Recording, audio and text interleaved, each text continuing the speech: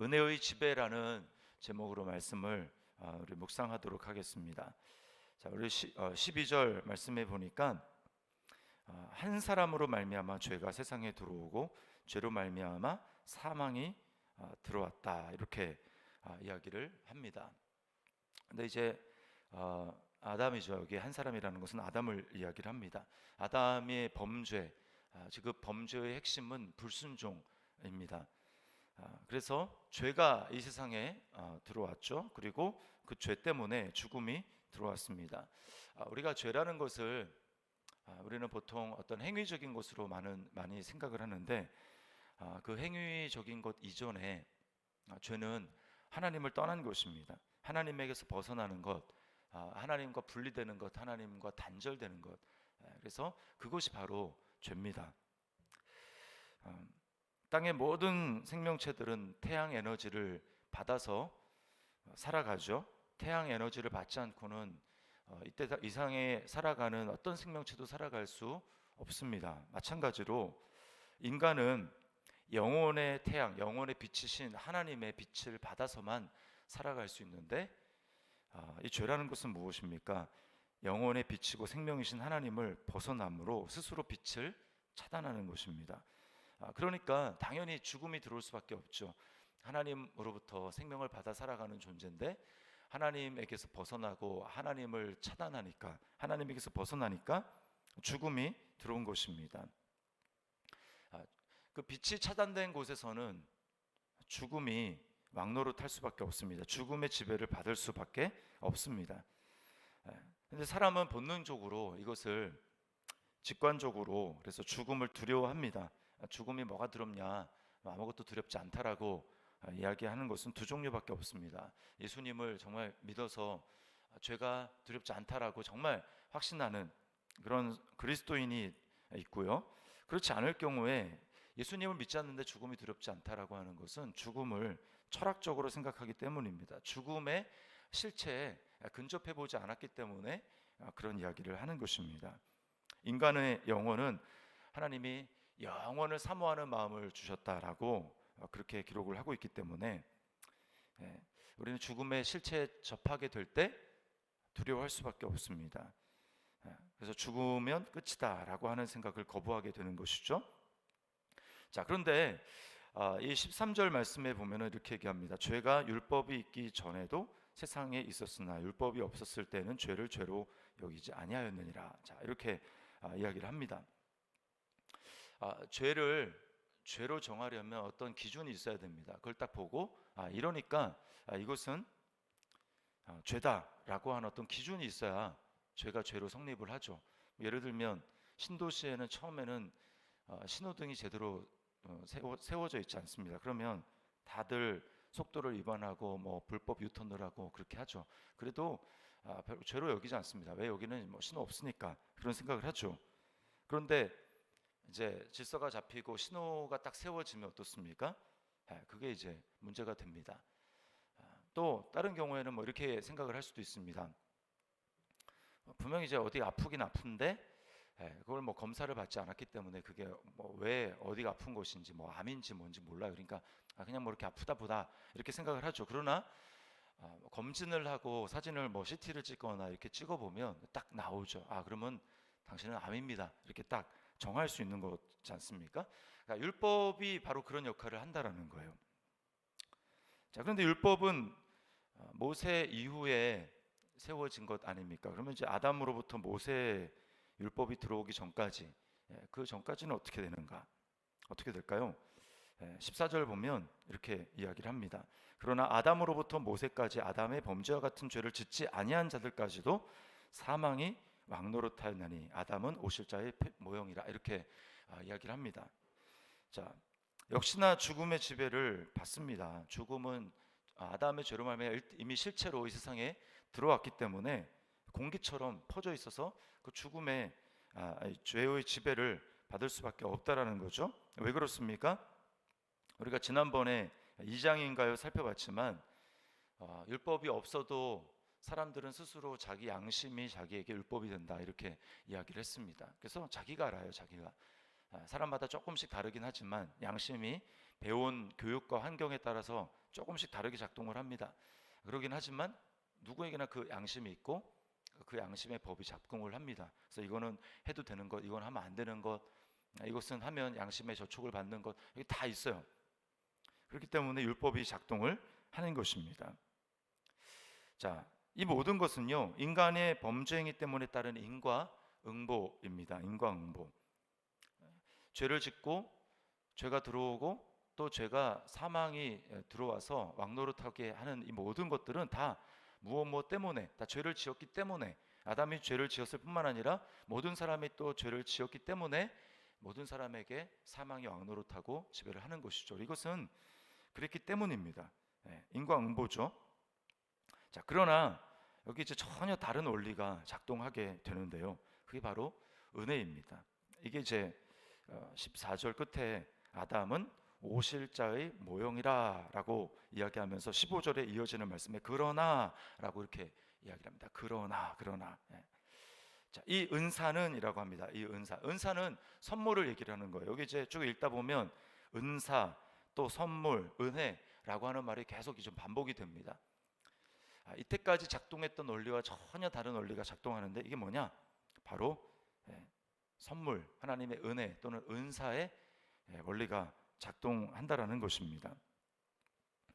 이것은 바로 여기 14절 끝에 오실자의 모형이다라고 하는 진짜 아담, 첫 아담은 그 아담의 범죄로 말미암아 죄가 세상에 들어오고 사망이 왕노릇하게 하는 그런 역할을 감당했지만 이제 오실자, 진짜 아담, 진짜 사람, 범죄한 사람이 아니라 진짜 사람, 진짜 사람인 예수 그리스도는 어떻습니까? 하나님의 선물로 오셨어요. 여기 이 은사는 의인 이제 예수 그리스도를 나타내는 거죠. 선물로 오신 예수님은 전혀 다른 원리가 작동합니다. 그래서 여기 은사라고 했고 16절 말씀에는 뭐라고 얘기합니까? 또 이 선물은 이렇게 얘기죠. 이 선물은 범죄한 한 사람으로 말미암은 것과 같지 아니하니 심판은 한 사람으로 말미암은 아마 정죄에 이르렀으나 은사는 많은 범죄로 말미암아 의롭다 하심의 이름이니라. 그리고 이제 또 17절에는 한 사람의 범죄로 말미암아 사망이 그 한 사람을 통하여 양노릇하였은즉 더욱 은혜와 의의 선물을 넘치게 받는 자들은 한 분 예수 그리스도를 통하여 생명 안에서 왕노릇하리로다라고 이야기를 하고 있습니다. 아담의 불순종의 범죄와는 다르게 참 아담이신 그리스도는 모든 일에 순종하심으로 하나님의 의를 이루시고 하나님의 의가 되셨습니다. 그래서 의는 따로 존재하는 것이 아니라 바로 예수 그리스도가 하나님의 의입니다. 자신의 의로운 행위로 모든 율법을 완성하시고 율법의 기준으로 딱 재봤을 때 하나님의 기준에서 율법의 기준으로 이 사람은 죄라고 할 수 없다라고 할 수 있는 유일한 존재가 바로 참 사람이신 둘째 아담이신 예수 그리스도 한 분밖에 없습니다. 그래서 그의 평생을 통해서 율법을 완성하시고 율법의 의로 흠이 없는 하나님의 의를 완성하신 분이 예수 그리스도죠. 그러면 그것을 통하여서 하나님으로부터 보상을 받아서 축복을 받아야 되는데 그렇지 않았습니다. 자, 자신의 행위로 획득하신 그리스도의 의가 어떻게 우리에게 전가될 수 있습니까? 어떻게 우리의 의가 예수 그리스도 자신의 의가 우리에게 전가될 수 있습니까? 그것은 바로 십자가라고 하는 하나님의 놀라운 방법입니다. 십자가가 이 모든 것을 바꿉니다. 범죄와 불순종을 해서 사망의 판결을 받은 우리 대신에 주님이 그 십자가에 달리셔서 우리가 받아야 될 하나님의 진노를 대신 받으셨습니다.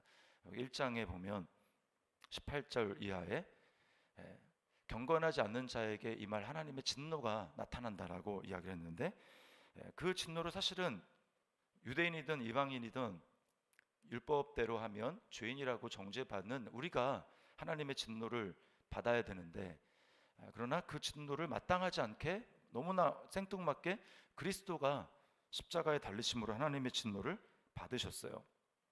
이 십자가가 바로 이 교환의 장소입니다. 그래서 십자가에 주님이 달리심으로 말미암아 주님이 죄인처럼 역경을 받으시고 그 주님이 우리의 죄를 다 담당하시고 십자가에 달리셨고요. 그리고 주님이 율법의 완전한 의를 이루신 그 완전한 주님이 가지고 오신 그 의는 우리에게 전가해 주셨습니다. 십자가는 바로 이 대교환이 일어난 장소입니다. 그리고는 주님이 십자가에서 우리가 지은 모든 죄를 완전히 소멸하셨습니다. 완전히 소멸하시고 죽으시고 그리고는 부활하심으로 하나님의 의가 되신 거예요. 그러므로 예수 그리스도를 믿는다라고 하는 것은 바로 예수님과 함께 나의 죄를 주님이 다 지시고 죽으셨기 때문에 이제 내가 그리스도 안에 있다라고 하는 것은 더 이상 그리스도 안에 있는 나는 하나님이 더 이상 정죄를 할 수 없고 마귀도 정죄할 수 없고 죄가 없는 겁니다. 그냥 죄가 용서받았다 정도가 아니라 죄가 없는 겁니다. 왜냐하면 하나님이 그리스도를 심판할 수 없기 때문에 그리스도 안에 있는 나도 심판할 수 없는 거예요. 죄가 없는 겁니다. 이게 놀라운 은혜죠. 그리스도 안에서의 은혜입니다. 이것은 어두움에서 빛으로 옮겨가고 사망에서 생명으로 옮겨간 거예요. 빛과 어두움이 만날 일이 없는 것처럼 죽음과 생명도 만날 일이 전혀 없습니다. 그러므로 이것은 그리스도 안에 있는 나에게는 놀라운 은혜요, 선물이고 공짜이죠. 근데 우리가 세상에는 공짜가 없다라고 하는 말이 영적인 세계도 마찬가지입니다. 사실은 공짜가 아니죠. 우리에게는 공짜지만 우리에게 공짜가 되게 하기 위해서, 우리에게 은혜가 되게 하고 우리에게 선물이 되게 하기 위해서 그 선물을 주는 분이 모든 값을 지불했다라는 것입니다. 하나님이 그 대가를 고스란히 지불하신 것이죠. 하나님은 자기 아들을 우리를 위해 내주심으로 우리를 구원하셨습니다. 그러므로 우리는 은혜에 대해서 감격하지만 한편으로 나에게 이것이 은혜가 되고 나에게 이것이 은과응보가 아니라 당연한 것이 아니라 은혜가 되고 선물이 되고 감격이 될 수 있는 이유는 하나님이 모든 것을 다 지불하셨기 때문입니다. 이해할 수 없는 사랑이죠. 우리가 지난 주일날 이제 장재호 교수님을 통해 가지고 얼마나 이 우주가 큰가라고 하는 것을 살펴봤잖아요. 발견된 은하가 3%밖에 안 된다고 합니다. 그럼에도 불구하고 발견된 그 은하가 수천억 또는 수조개에 이른다고 하지 않습니까? 그 발견된 은하 안에서도 우리가 사는 이 우리 은하, 그리고 그 안에 있는 태양계, 그리고 그 안에 있는 지구, 그리고 그 지구 한 귀퉁이에 사는 우리, 이거는 먼지와도 비교할 수 없는 그런 존재입니다. 눈에 보이지도 않는. 근데 이 모든 것을 창조하신 그 하나님이 왜 이렇게까지 하시고 왜 이런 값을 지불하시고 우리를 사랑하시는가? 자기 아들을 피를 흘려서 우리를 사랑하시는가? 이거 우리 머리로는 도저히 이해할 수가 없는 것입니다. 사랑하지 않았다고 우리 보이지도 않는 존재 그렇게 할 텐데 하나님이 우리를 사랑하시고 사랑하실 뿐만 아니라 어제 본문이긴 했지만 우리가 하나님을 사랑했으면 모르는데 하나님 인정하지도 않고 그랬던 불의한 불경건한 하나님께 반역한 그런 우리, 너무나 미물 같은 우리를 어떻게 사랑하시는가? 그 나를 위해서 예수님 자기 아들을 보내주실 수 있는가? 이거는 정말 미스테리 중에 미스테리입니다. 그래서 그리스도 안에 나타난 하나님의 사랑을 묵상하게 될 때 우리는 인과응보의 지배를 받는 존재가 아니라 은혜의 지배를 받는 존재가 되는 것입니다. 나의 연약함과 나의 죄가 아무리 크더라도 그 크신 하나님의 넘치는 은혜가 나를 다 덮어버리고 나를 지배하게 되는 것이죠. 그래서 어제 본문이긴 하지만 로마서 5장 8절에 이 말씀이 우리에게 은혜가 됩니다.